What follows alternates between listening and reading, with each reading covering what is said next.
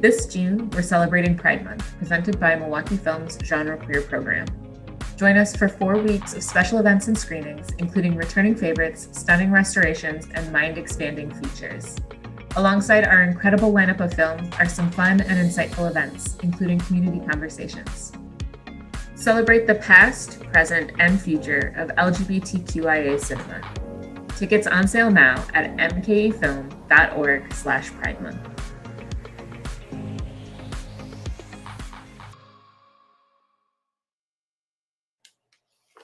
Good afternoon, everyone. I'm Aster Gilbert, the Genre Queer programmer for Milwaukee Film, and welcome to Milwaukee Film's 2021 Pride Month programming. Throughout the month, Milwaukee Film's Genre Queer program presents Pride Month with 4 weeks of screenings, conversations, and events that celebrate the past, present, and future of LGBTQIA+ cinema and community. We'd like to take a moment to thank our sponsors for this month, Freightert and the Medical College of Wisconsin, Kohl's, Advocate Aurora, Manpower Group, and the We Energies Foundation.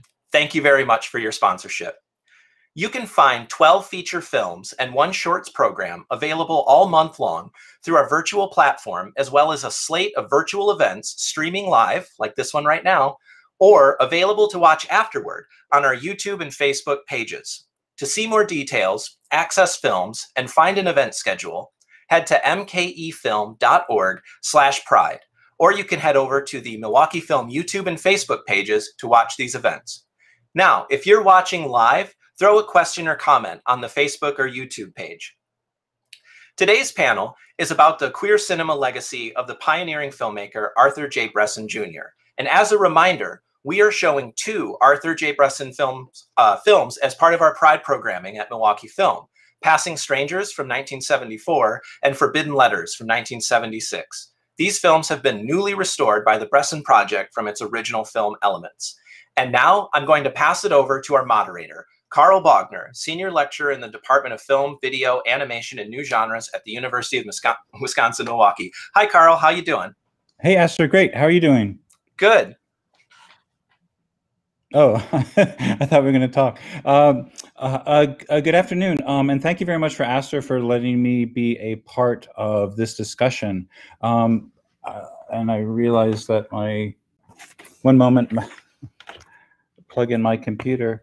There, technical. I first intersected with the films of Arthur Bressan, this remarkable artist, thanks to the energies of one of our panelists. So it's really great to be with our panelists today, who will be talking to us about the career of this remarkable artist, and also, given the genres that he worked in, how his films have circulated, how his films have endured, and what it takes to get work like this to recirculate. Which is to say, thank you, Aster, for programming these 2 works of Arthur Bressan as part of Milwaukee Film's programming. So if the panelists would like to introduce themselves, and we'll start our conversation about this maker. And I don't know, how do we do the sequence? Tyler, you're like next to me, so. Naturally, okay. Well, my name is Tyler Thomas. So I co-host the Ask Anybody podcast with Evan Purcell.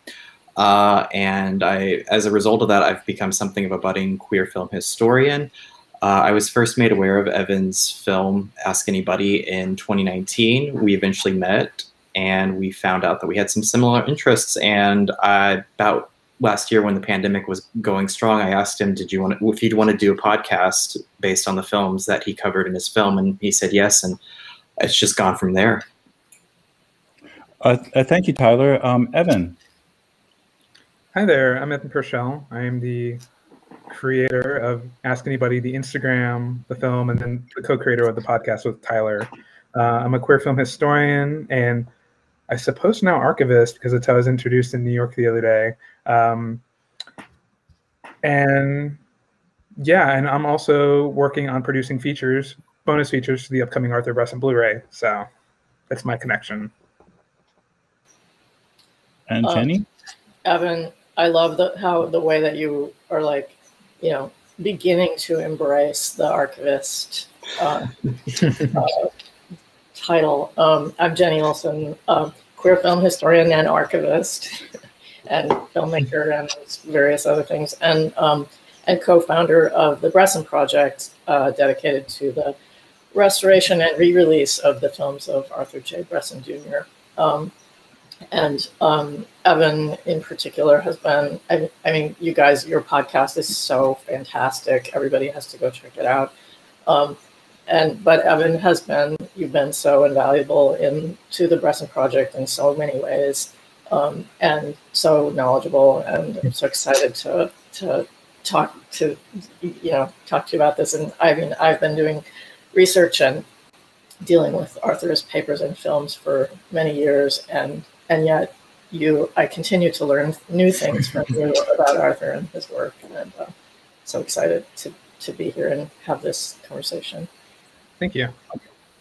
Jenny, in your work as you're more flagrantly an archivist than Evan may be, but how, given your as you've said, you've been part of the queer film ecosystem for decades, as a programmer, as a critic, as a filmmaker.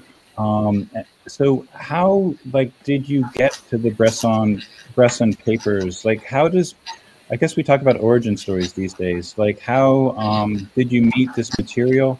This was a filmmaker that you had programmed or intersected with in your other work, or how did it start? Yeah, I mean, so, Arthur, I mean, what an amazing figure. He was making films since the late 60s, and short films in the late 60s, and he made the film Buddies, which was the first feature film about AIDS, which came out in 1985, and Arthur passed away in 1987. And my first introduction to him was when I was in college at the University of Minnesota. I started a film series there called Lavender Images, and I programmed Buddies in the late 80s, and then when I moved to San Francisco to be co-director of the San Francisco LGBT Film Festival, which is the largest gay film festival in the world, they had all of his papers, and there's just boxes and boxes of film elements, and because after Arthur had passed away, his sister had donated it all to Frameline. And so it was all sitting there in boxes at the office forever. And the good thing is that Frameline, took care of it. But the weird thing was there was a moment where Ro Bressan is Arthur's sister. She moved, and Frameline lost touch with her. And so Frameline had all these materials, but they couldn't really do anything with them because there was no contact with the rights holder. And so for years, every once in a while, I would pick up the phone and call this old telephone number that I had for, it was like an old 718 Brooklyn number. But I could never reach her. And then anyway, a few years ago, I finally decided to type that number into Google, which is like, I can't believe I never thought of that. And of course, it returned like a thing with a different phone number. And I picked up the phone and called, and she answered. and it was like, that was the beginning of the Bressan Project. And of this kind of, patching together of figuring out ways of doing restorations and re-releases. And then, getting the papers, and we facilitated depositing the papers at the Human Sexuality Collection at Cornell, which is really exciting to have that material taken care of. And then all of the film elements now are taken care of through the Outfest UCLA Legacy Project at the UCLA Film and Television Archive.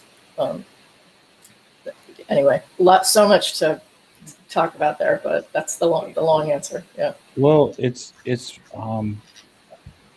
remarkable to hear how these things become found. I don't want to thank Google necessarily, but I'm glad that you were able to get that phone number, or that you persisted in trying to reach that number. Well, it's thrilling to hear about things get found. And Evan and Tyler, you mentioned you just found some lost films. How do things get lost? I know that might sound like a really disingenuous question, but I guess I'm particularly interested in how queer films get lost, or how films categorized as porn get lost.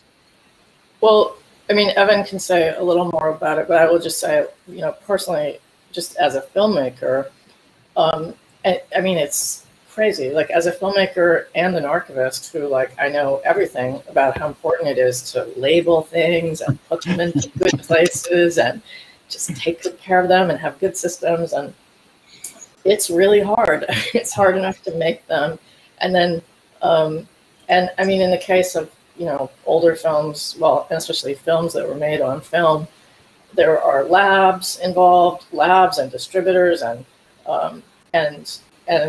in the adult world, all these interesting complexities around different producers and different, in the 60s and 70s, things like the mob being involved. Mm-hmm. And it gets really interesting. Anyway, and so, you know, and then things like this, the story of Arthur's films, of like, you have these situations where even when you actually have the materials, that you can't do anything with them because of rights issues. And it really, I mean, and Evan is case in point, just like how it takes individual determination of someone who like knows about it, cares about it, can say like, even though this thing is like, there are things that like either no one's ever heard of, or, you know, but can say like, this is important, and I am single-handedly gonna be like, Evan, I'm excited to hear you tell the story of like going to New York City and like finding these things and, you know, being like, yes, and like, it's not like you're gonna make $1 million doing this. It's your passion. So you wanna jump in?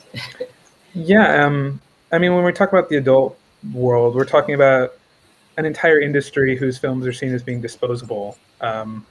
You know, when talking about like Arthur Bressan, his film Pleasure Beach, the elements aren't known to still exist because when VCA, which was one of the biggest video companies, when they got bought out by Hustler Video, everything went into the trash. So the film elements for that film and many, many other films are lost or destroyed or missing, or so that's just one example. But I mean, the way these things pop up, it's always just so random. I was just in New York for a screening of a print I own of a hand-in-hand anthology called Good Hot Stuff. And a week before I left, I randomly connected with some guy on Facebook in a 16mm film collectors group who had posted one film, but then when I asked him about it, had something like 45 different gay adult features, which came from a film lab in Manhattan. So while I was up there, I bought all these films and had to ship them all down. And I'm still going through them, but it looks like there's probably about 7 or 8 lost features in there, and at least 20 where no other film prints or elements are known to exist. So these are very kind of beat up theatrical film prints, but they're all that there is for films starring people like Al Parker, or directed by Tom DeSimone, or all these other huge names from this history that have, if there isn't someone out there to get them, they're just trash. It's huge, really huge. Yeah, congratulations. And I guess I'll say to both of you, to all three of you, thanks. As like someone interested in queer film history, in film history, as a programmer and a teacher, I've just benefited so much from your all's energy as archivists, Evan, if you will, and scholars and programmers and filmmakers, through which you have recirculated all of this. Bressan, you know, he seems like, I mean, how singular of a case is he in terms of a filmmaking career? Like for a male filmmaker setting out to a filmmaker who clearly has a love of Hollywood history, and I don't know if that shaped his models for how he wanted to be as a filmmaker, or where he saw his film, how he saw his film circulating. Was it the journeyman route of a series of short films before working to make the feature? And did, I guess what we're calling the adult film world allow him an avenue? Or I guess I'm interested in him as an artist and how he got started and how he got to Passing Strangers. Evan and Tyler, do you want to talk a little bit, and I'll chime in? The questions to the room. Sure, yeah. So, I mean, I think it's worth noting that Bressan was entirely self-taught. He was a cinephile first and foremost. He had no formal training, and that was something that he was actually proud of. He said as much in interviews that he loved film so much that the way he could bring his vision was just to go out and make it inspired by what he saw. I don't know much about his early pre-Passing Strangers work as much. I've seen a few short. I saw a short 8mm. I don't know if it was a fragment or if it was a complete film, but Evan might have more information about that. Yeah, he began making films in the mid-'60s when he was teaching history and literature at a private high school in New York. He'd get the class involved and have them make little films and do things like that. But eventually he moved into 16mm and made 3 different shorts. Those were, I think, well regarded, but couldn't get distribution because they're 10, 15-minute little films. So he decided that in order to make a feature, he'd work in the adult world, because that means he would be able to he would absolutely be guaranteed to make his money back, and the film would get distribution. But he didn't see that as being like degrading or like a lesser type of work like a lot of other filmmakers did. He put his real name on all of his films. And actually, something that he railed out against a lot was the fact that all of his films, I think, are very similar and of a piece, but some of them can only be shown in some theaters while others can only be shown in others. He told a story about trying to show Forbidden Letters at the Castro Theater in San Francisco, but they wouldn't let him because they didn't want people thinking it was a gay theater. They could show Gay USA, the documentary, there, but not the porn film. Even though that porn film played at the Berlin Film Festival, it was a lesser film, and it would have made them look like they were a gay theater. I apologize. This is the Castro Theater? Mm-hmm. What you say? Yeah. It was more of a kind of general rep house back in the day. I see. The shorts, the Super 8 stuff, we're literally in the midst right now of doing scans of it.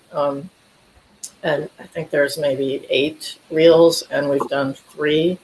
And I'm just on the edge of my seat to see what else is in there. He wrote about having made a short in 1969 or 70 when he was still in New York City called Boys. And he writes about how he came to San Francisco and showed it here, and people just, loved it so much, and, it was sold out at the gay community, or not sold out, but packed at the Gay Community Center. And anecdotally, there are people who have described being there. And, but over these last few years of, trying to find that film, we haven't found it yet, but there are these little Super 8 reels that were in the elements that, anyway, that we literally are in the midst of scanning right now. Mm-hmm. Yeah, I think on the really helpful Bressan Project website, I think there's testimony from Arthur Dong about having been at that screening of Boys. Yeah. Tyler, you talk about how Bressan was bragged about having no formal training. I guess I'm interested in his history as a cinephile. Like, in addition to seeing Hollywood cinema, did he get to meet new American cinema or experimental cinema? One of the pleasures of meeting Passing Strangers is just the formal play that he engages in. It makes me think of Curtis Harrington films or, other poetic cinema from the 40s and 50s. Well, I know as far as more experimental cinema, filmmakers, new American cinema, I know that I believe Robert Adams mentioned that he was influenced by Kenneth Anger specifically. Mm-hmm. I don't know so much Curtis Harrington. A lot of the references to Bressan's love of film are things that I would say, predate the 50s and the 60s. His idol was Frank Capra. He actually interviewed Frank Capra for Andy Warhol's Interview magazine, where, among other things, he basically sold Forbidden Letters to the director, Frank Capra, who was this right-wing, very straight-laced filmmaker. But he said, I believe Capra said, as long as. Uh-oh. Tyler, you're just as you get to the juice. Oh no! 1 second. Let me see. Okay. Yeah. Am I back? Hello. You're back. Hi, you're back. Okay. Sorry. Where did it cut out? About what Capra was going to say. About where. Oh, Capra was like, if it has a good love story, paraphrasing here, if it has a good love story, I'll go and see it. I don't know if there's ever any recorded reaction to what he thought of the film, or if he did indeed see it, but the idea of that is just very amusing. Aside from Capra, he loved Preston Sturges. And most everything that I was able to find about his personal taste in movies, usually 30s and 40s Hollywood films. And I think that's something that's reflected in the two films, Forbidden Letters and Passing Strangers. I think they are curiously out of joint with the rest of the decade. I think that there's a sweetness, and I don't want to say they're old-fashioned films, but I think there's something about them. There's a demarcator there that separates them from the rest of most of the films. Even very sweet, well-meaning films like Steve Scott's The Idol, later from 1979, is still something that is so focused on the formalities of gay male pornography at the time, so libido focused, that I feel like there is it feels more saccharine, whereas the Bressan films have a lot of heart to them. There's a lot of ambiguity. I think that's the difference there. So I want to say that he's more in line with the tradition of older 1930s, 1940s, even silent films from the 20s, 30s, more so than any new American cinema, any underground experimental queer cinema at the time. Mm-hmm. Oh, thank you. Jenny, you look at your... yeah, I just wanted to chime in on the Capra thing because it's so great, and it's so, I just love that he loved Capra so much. And personally, I'm such a Capra fan as well. And he had correspondence with Capra, which is in the papers that are now at Cornell. And there's this great letter back from Capra. Clearly, Arthur wrote to him and said something about Passing Strangers, and Capra replies and says, "Yes, I denounce pornography. And if your euphemism for pornography is a quote unquote genre of sexual orientation, then I denounce that too." Whoa. It's like really intense, right? He's like, and he was this like conservative, Catholic Republican. But then Capra shifts into it's so funny. He goes, "But if your film is quote unquote," and clearly he's quoting back to Arthur, what Arthur wrote to him, "erotic, gay, 76 minutes long, and rather beautiful," close quote, "then with the exception of its length, you're describing It Happened One Night."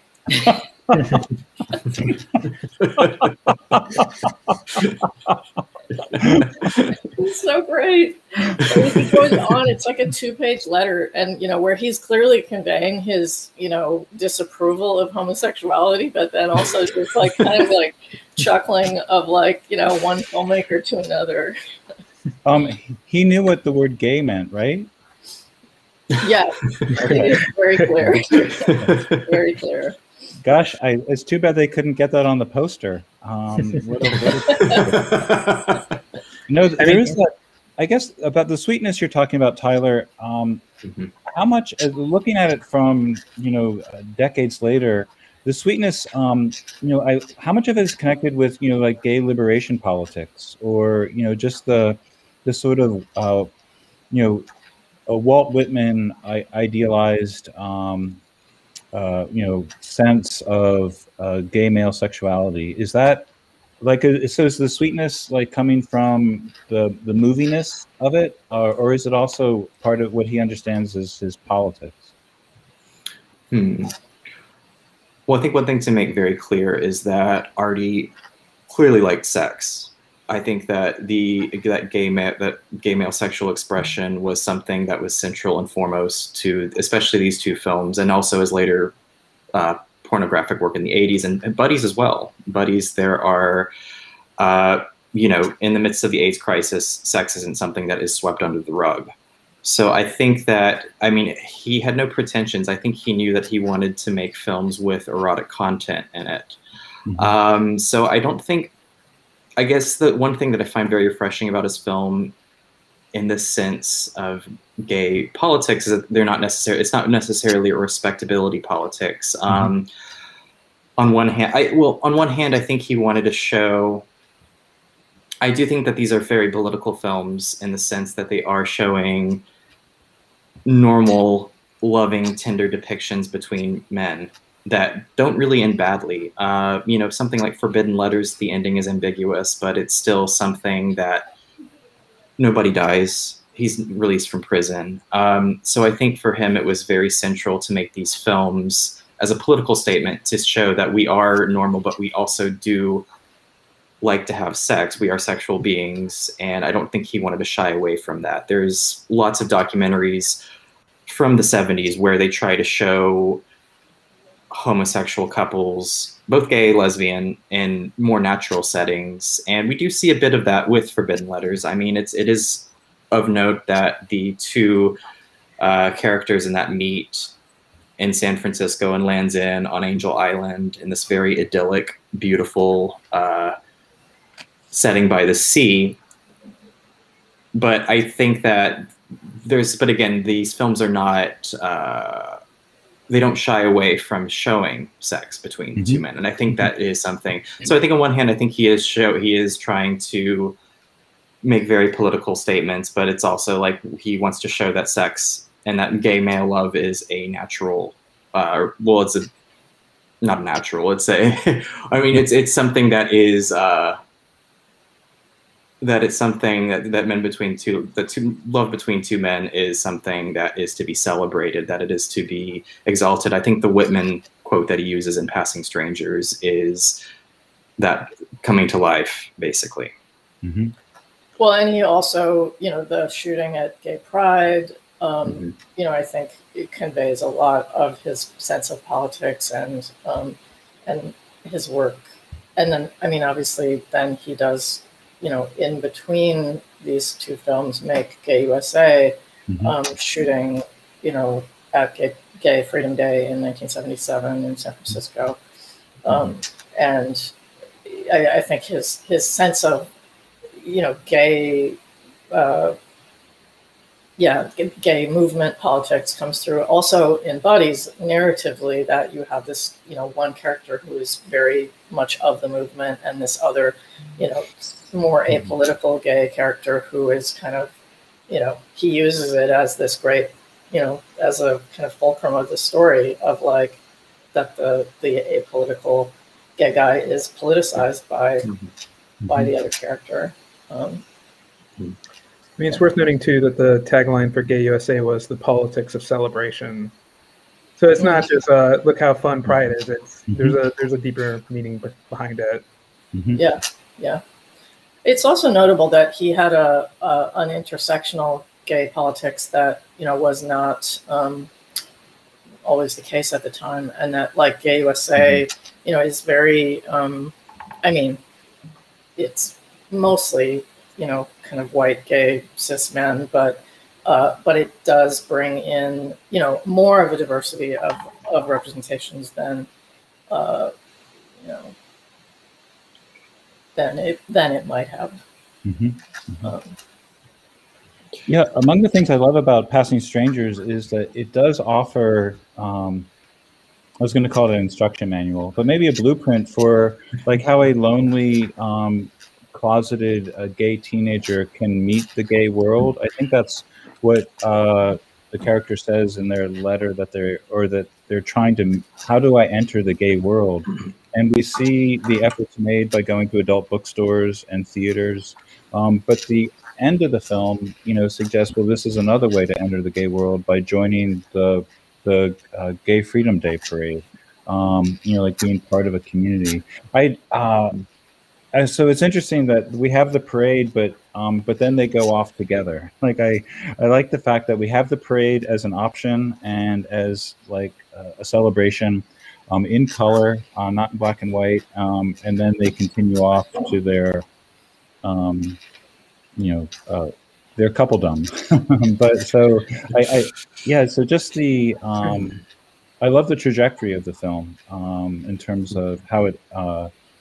The communities or the gay worlds that it intersects, and also the way that it enjoys the adult bookstores and the porn theaters as community centers.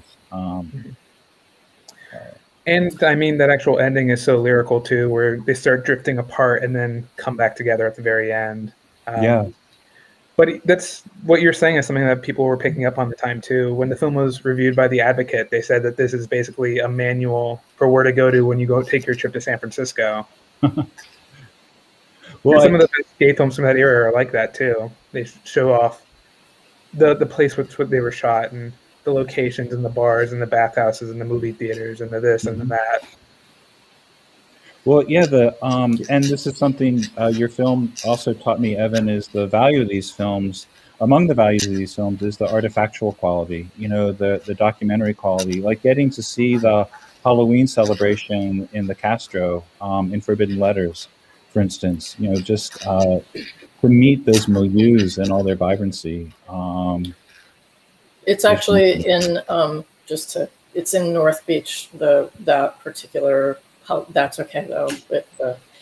And although, so pointing to this, the documentary qualities of it, it is interesting that, particularly in Passing Strangers, that you get the documentation of Polk Street, which was more of the gay neighborhood at that time, and then in Forbidden Letters, you get them on Castro Street, and we see that kind of evolution. I think you referenced the thing about the kind of color and black and white aspects, and that is such a great. I mean, he's so in all of his films. He's like, he really foregrounds them as films and filmmaking as filmmaking, and he does all of these things of like film within film. Like in Buddies, like they watch films and like in. Anyway, that and like he's always interested in that, and with Passing Strangers, or was it Forbidden Letters? That switches back and forth between color and black and white. Evan, maybe you can refresh my memory, but it's Forbidden Letters.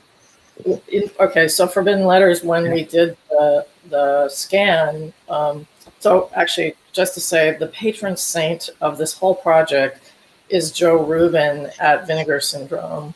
And Vinegar Syndrome did the original scan and release of Buddies. And because Joe had come into possession of the negative of Buddies through some complicated library that he came into his hands. And but when Joe was doing the scan of Forbidden Letters, he realized that the Betamax version, when it was released on video on Betamax a billion years ago, the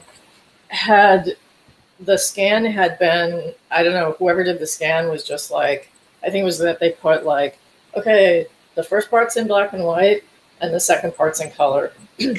And what Joe realized looking at the negative was that it was more complicated than that it weaves in and out of color and black and white based on, where we are in the story. And so he had to, we talked on the phone for like a couple of hours going like, okay, this should be in color, this should be in black and white, this is where the narrative is going. And so this scan, basically restored what how it was meant to be for the first time. Well, for the first time on video. But then also, Joe just found. Evan, do you remember this? They found the original camera negative for all the color footage in Passing Strangers at the Library of Congress. So that is getting another new scan. So when it comes out on Blu-ray, it will look even better than the version that's streaming here. And one other thing worth pointing out too is that all video releases of Forbidden Letters were missing 15 minutes of footage. So this is the first time the complete version of the film has been available on video since 1979, 1980, 81, whenever it last played. Yeah, You said the words Library of Congress. Can I ask how did the material end up there? I think it's a mystery. Well, I'm not sure, but I mean, I could guess that certain collectors, well, another person who should be acknowledged in all this, who is like the patron saint of everything, is Rick Prelinger. And Rick Prelinger, for some reason, I keep meaning to ask him, had reels of different things. Like, I think he had a print of Gay USA. He's had like random things that were in his, he had deposited a lot of stuff at UCLA. I know he also put a lot of stuff gave a lot of stuff to the Library of Congress. And so there's like, to me, when I think about it, I'm like, oh, there's a chance that is where it came from. And I mean, he's someone who, the ultimate archivist of like, oh, here are all these things that no one cares about, particularly his collecting of ephemeral films and educational films and orphan films.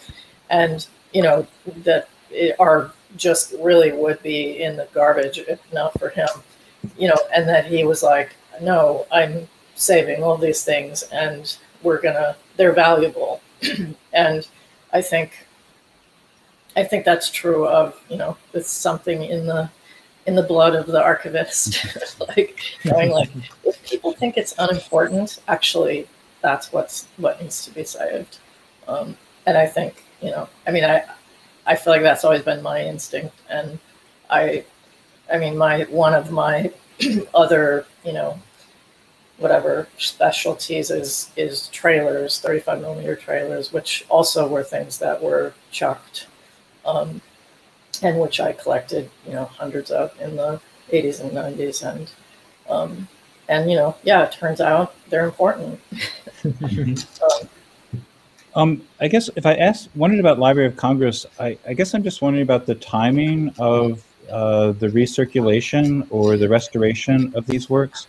Of course, a lot of it is because of the heroic, I would say, efforts of people like you all. But I'm just wondering if, there are other institutions that prove supportive, if it reflects like changing attitudes about the material, because I imagine some of this material, the categories can be a way of policing it.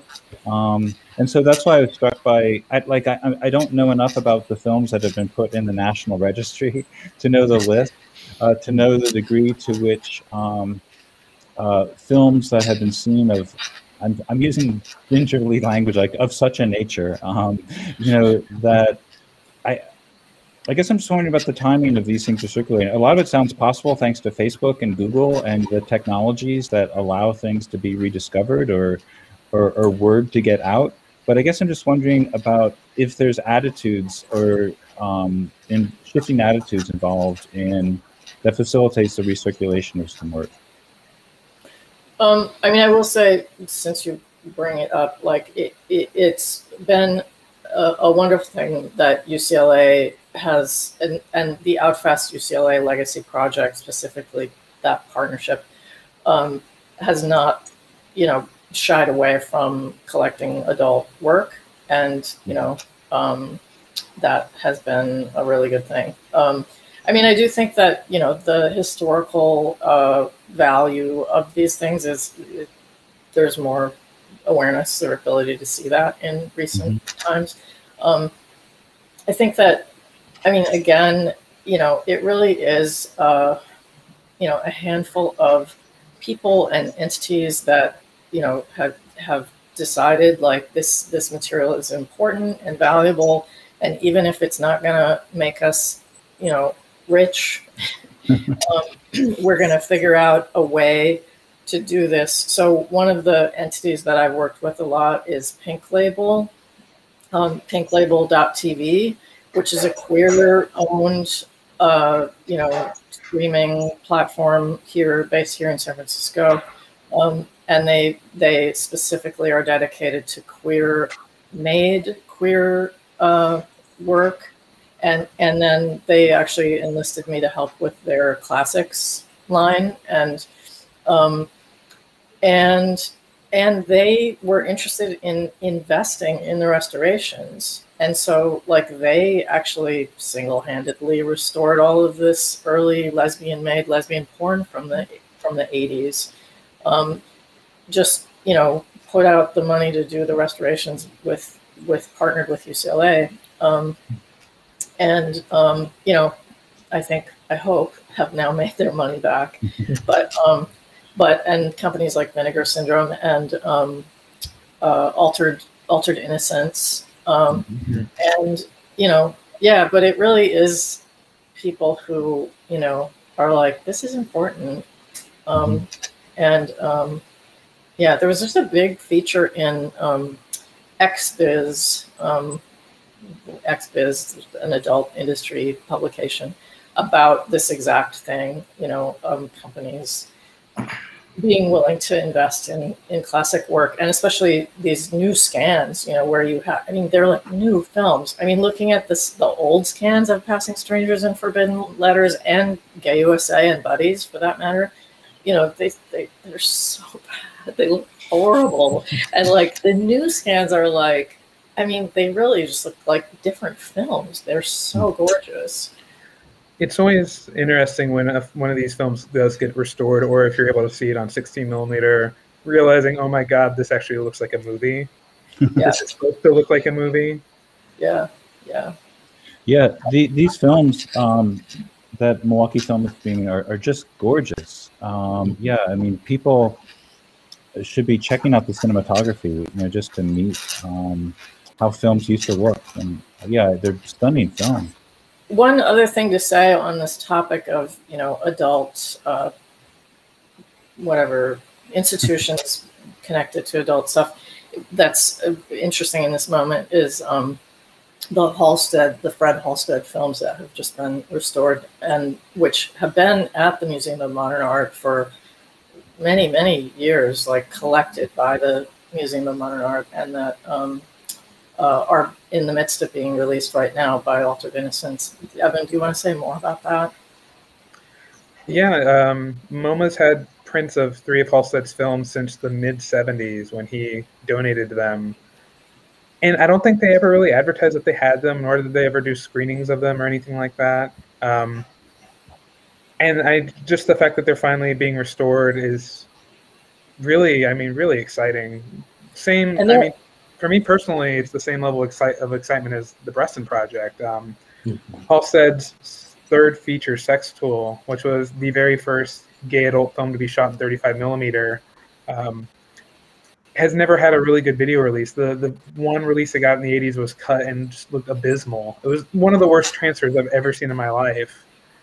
And so that film, which was very highly publicized and was very controversial, is finally getting a good video release is really exciting. And the fact that it's even getting a theatrical run, too, is unheard of. And since I started doing my work about 4 or 5 years ago, the level of interest that's kind of risen since then it's really exciting. And I'm excited to see what comes next, or what other films can get found and get restored and get re-released. And for people to kind of look beyond the Wakefield Pools and the Fred Halstead and see what else this genre has to offer, and how it really is kind of a foundational part of queer cinema. I think of the first context I saw Fred Halstead's work was in Tom Anderson's Los Angeles Plays Itself, which I just love that he included Halstead's work within that sort of Ask Anybody type Los Angeles film of the compilations. But that's a thrill that these movies are going to. I'm sorry, Danielle? for those who aren't familiar with Fred Halsted's work, it just occurs to me. So his most significant film was called L.A. Plays Itself, which Tom Anderson's Los Angeles Plays Itself is obviously a riff on. But my favorite Halsted is Sex Garage, which is also one of the 3 titles that's been restored. And MoMA did show them at one point, like a long time ago, and there was quite a bit of controversy where, and one of the board members of the MoMA board, I remember having a conversation with her and her defending, that people were upset about it, that MoMA's playing gay, not just gay porn, but like really intense SM gay porn, and she was like this like older woman, straight white woman who was like, and I defended it because it was art. It was like, wow, that's awesome. And again, talking about lost films, Halsted's second feature, Truck It, is still a loss. It's never gotten a true video release. It's every time there's like a film lot that's discovered, I always hope that's going to be in there, and still to this day is MIA. I guess that raises a question, like Evan, where do you go look for a lost film? Like you say, when you hear about, is it just like always keeping your ears open, or are there particular avenues you pursue? It's really it, because it's so rare that these films are found, because on the gay side of the adult industry, there are very few theaters, not a lot of prints are made, and then like I was saying earlier, the prints were just kind of thrown away when video happened. The 2 kind of big finds I've had were just by chance. One was I found a Craigslist listing in San Francisco for a storage unit, which I think had something like 150 different prints in when Joe Rubin from Vinegar Syndrome bought it. And then the one that I just got, which was 50 films. And usually when one of these films comes up, it's just a single print. And even then, that's extremely rare. So it's really exciting whenever something does happen. We've been getting, I apologize, we've been getting some questions from our listeners. Our listeners, viewers, one listener asked, audience member asked, were queer films primarily underground and therefore migrated towards adult porn content? I guess what I mean to ask is, were early queer films primarily about queer love or queer sex, or an equal mixture? It's interesting. Evan, you've done a bunch of research on this at the One Archives, I know, of like the kind of, particularly in like LA, there were certain, LA and New York, certain theaters that would do kind of series of like, and there are certain films that show up over and over again of like Warhol and kind of like, oh, here's Cocteau in a gay context, or here's who else? Paired up with like a just Beach Boy physique film too. Right. And but that's, in an art house context, and I always had so it's really cool to look at those kind of programs from the film, the theaters, and you get a sense of, putting things, also things that were not necessarily gay in a gay context, whether that's something like, the women, like True Courts, the women, of like, and that you get this sense of like, and I always, this is what's so important to me about queer film festivals is like, or just film festivals programming gay work, like this is where we come together as a community and experience community in, in this context. But in my sense of those, a lot of those were, well, also those are older times where, you have like, posing strap films or avant-garde films that are not necessarily porn per se, but I don't know, Evan, do you want to, or Tyler, do you have more on that?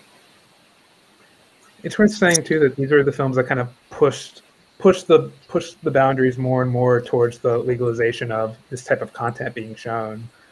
Jack Smith's Flaming Creatures was notorious, for, I mean, it was taken all the way to the Supreme Court because it was declared as being obscene. But I think just like, you know, queer cinema now, it was so varied at the time. One of my favorite things from, you know, the 50s and early 60s were these short films made by this group called the Gay Girls Writing Club, which is just this gay social club in LA. And they made these incredibly ambitious drag parodies that they clearly spent a lot of time and money on that would only get shown at bars or at like a party. And then I think a great example is that they made an all drag parody of Whatever Happened to Baby Jane that came out the very next year after that movie. And those films would start getting played in theaters as this sort of gay theater circuit starts to become a thing in the late 60s. I thought Whatever Happened to Baby Jane was already a drag film. It kind of is, yeah. Yeah. I mean, I will say one thing, the crazy thing about the parody is that they have all the props from the original movie. So they have the original posters and the dolls and the sheet music and all these other little things. It's They're amazing. really well made. It's so amazing. It's called What Really Happened to Baby Jane. I mean, I think going along with that, you know, you have the Pat Rocco softcore films from the late 60s, and those are an advancement from a lot of the posing strap erotica that you get in the 60s, 50s and 60s. But those are definitely more focused on what I would say queer love, more so than queer sex. So there is certainly an erotic element there. I mean, everybody's nude. There's no penetration or anything shown because, of course, they're softcore films. But I think once hardcore was legalized, I think then the novelty was to start showing more queer sex specifically on screen. Something worth pointing out too is that romantic films usually did not do as good as other ones. Jason Sato's Brothers, I think Passing Strangers is another one that wasn't that successful because it was a romantic film and not like a sleazy SM film. Bressan always like telling this story about how a distributor offered to give him $500 on the spot if he'd add a fisting scene to that movie. And where we put a fisting scene in Passing Strangers. I mean, with the way the market, sorry. Yeah. Oh no. I was just going to say, with the way the market is, I'm surprised there's not a copy of out there floating around that somebody just inserted a fisting scene to in the middle of it, because that would happen with certain films. Certainly, once they were,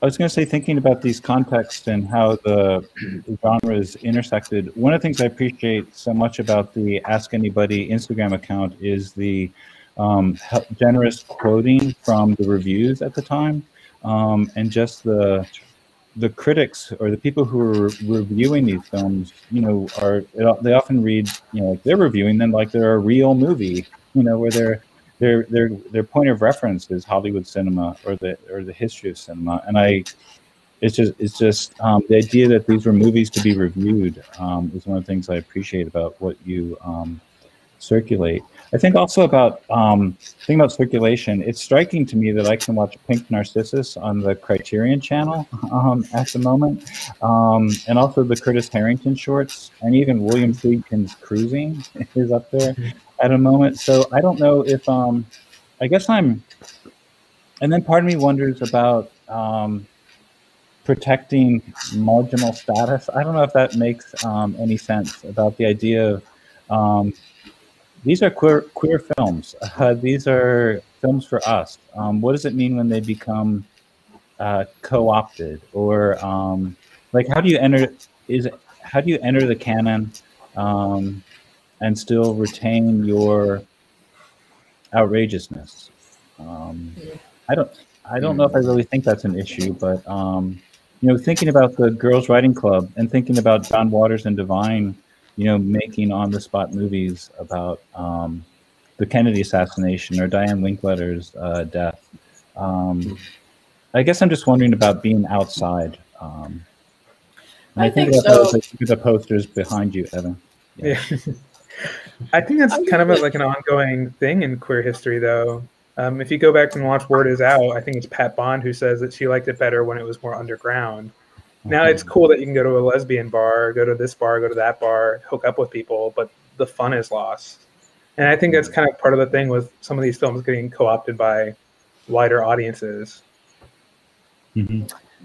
I think, though, I don't know. I mean, to me, having that work on Criterion, on the Criterion channel in particular, I don't know. It's just so exciting to me that it is accessible to wider audiences, and that I don't know. It doesn't feel co-opted so much as, I mean, partly I just think Criterion is such an amazing, entity that, like, if Arthur, were alive and had continued to make films, like, he would have been like, yes, the Criterion channel is everything. And as I say that, I'm like, we need to get buddies on Criterion channel and Gay USA. I don't think that Forbidden Letters and Passing Strangers will be possible. I could be wrong, but yeah. I will revise my answer real quick. I think it's great that these films are becoming more accessible and that more people are seeing them, but I wish those people would also pay to have others restored and made available, and not it be such a limited thing like it still is today. Yeah, that's whatever verb you just used, Evan, is better than the verb co-opted. I too, I was using that clumsily, or maybe testing it. I too feel that there's a, I revere the Criterion channel, and I mostly spend my time with the Criterion channel just going through all their offerings. And also, it's another reason to say that I really appreciate Milwaukee Film including these films as part of their year-round programming. I'm getting a note. I'm just checking on time. Also, I wonder, like, if people have asked questions that they haven't been answered yet. I wonder if you could post them yet, because I can't see them all on my screen. Okay.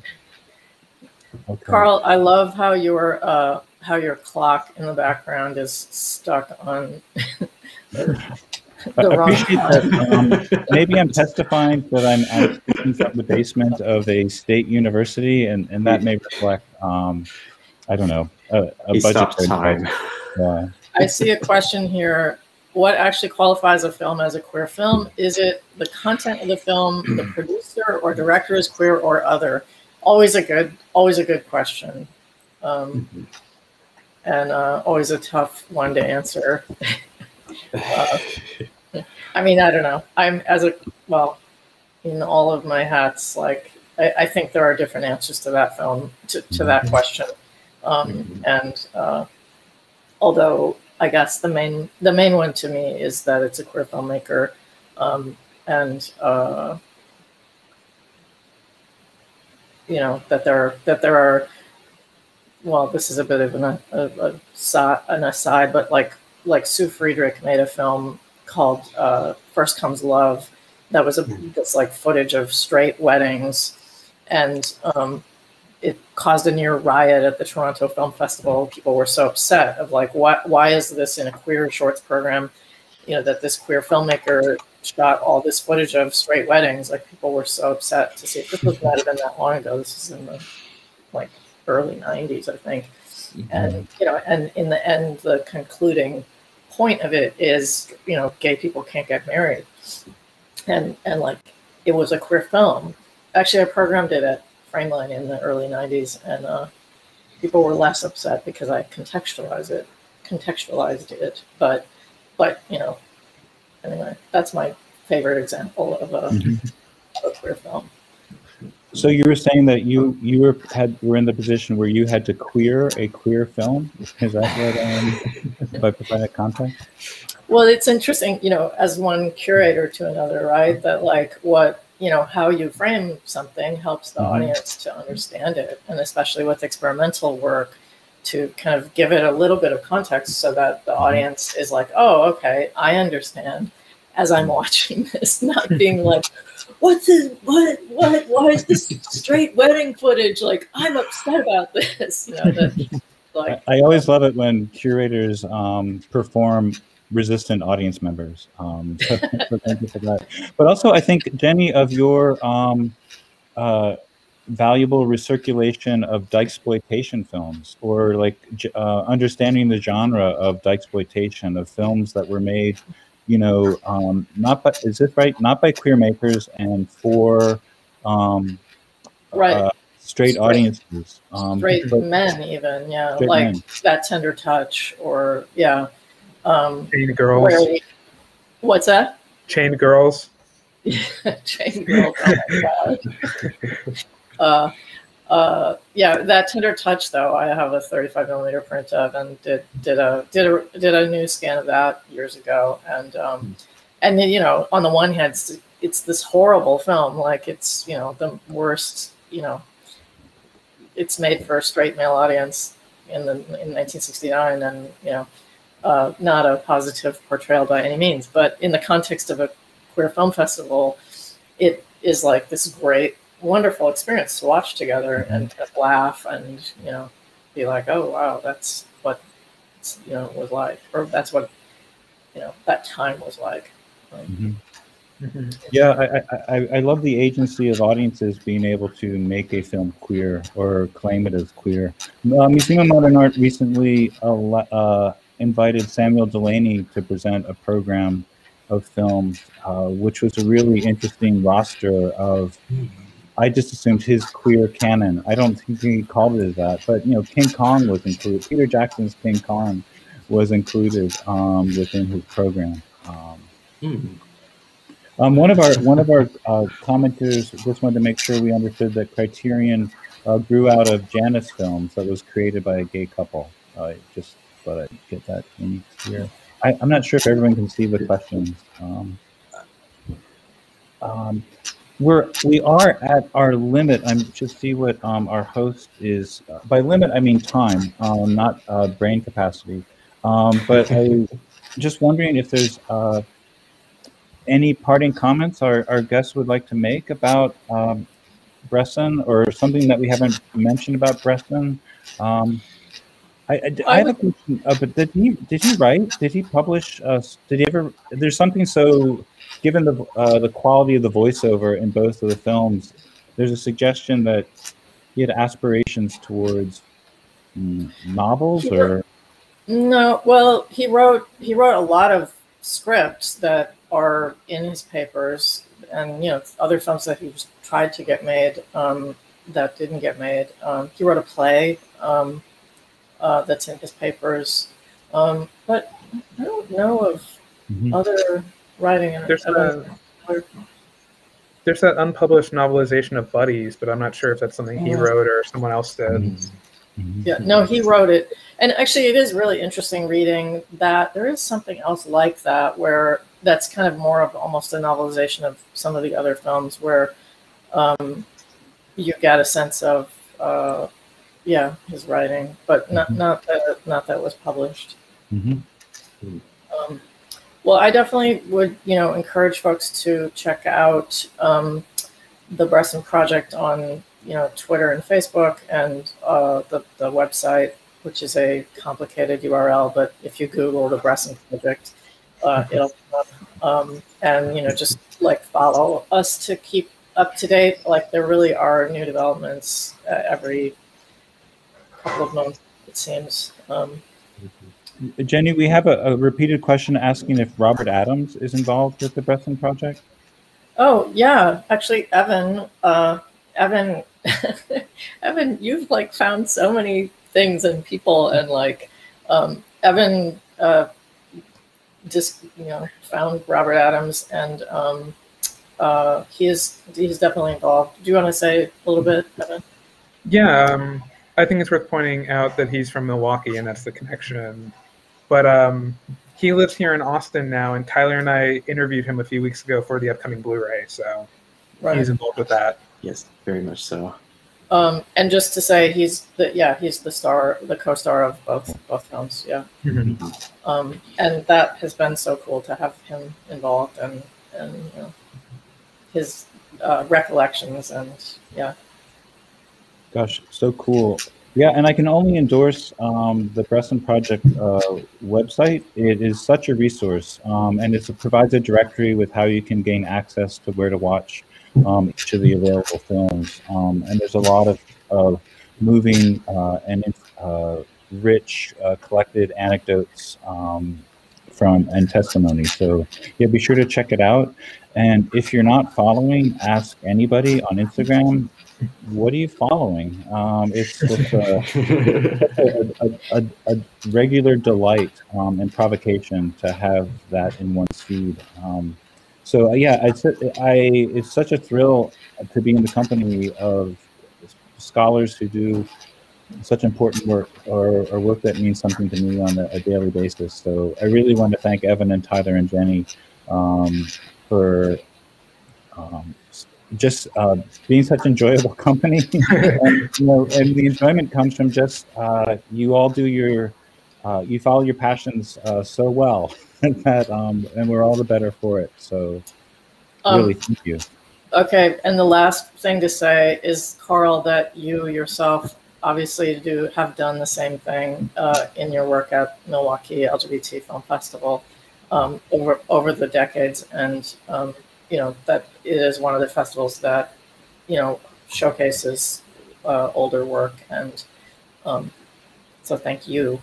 Well, just bobbing in your wake. But yeah, we had the great honor of having Jenny here to present the restored version of Buddies. And we showed Gay USA at Milwaukee Pride a few years ago. Anyway, thanks for all that you all are putting out in the world. Restoring status to what otherwise is seen as ephemera and marginalia. So really, thank you for all your work, and thank you for Milwaukee Film for continuing the project by circulating this work. And thank you for all the people who asked questions. Ask Anybody. There's a question about, will it be released on DVD?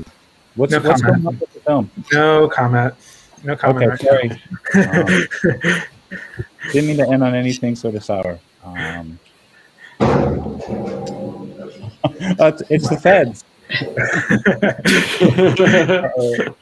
We got to clear the room.